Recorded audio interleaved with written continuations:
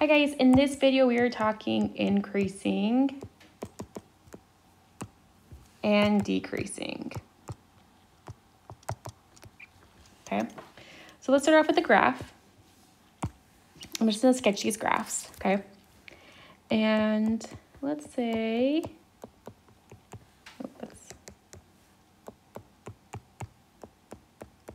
I have a graph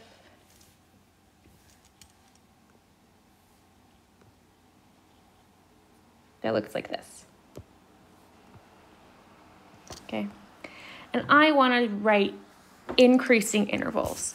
So I'm really looking at the graph and seeing when it's going up the mountain, right? When it's increasing, when it's rising, when it's going up the stairs. So I'm going to highlight when the graph, when I read this right to left, okay, or I'm sorry, left to right, when is it increasing, right? When is it going like up the mountain? Think about a mountain, okay?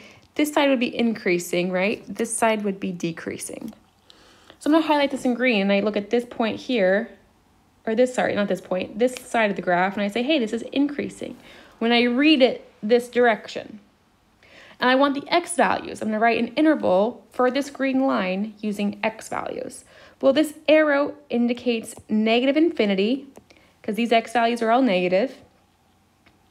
And then it's gonna stop increasing at this point, which is -4. And everything's in parentheses, okay? So that's how I'd indicate this increasing interval. But there's other places where this graph is increasing. I'm gonna highlight in yellow. Hey, look, it's also increasing from here to here. See how it's going up the mountain? It's going up the mountain. It's going up the stairs. It's rising, okay?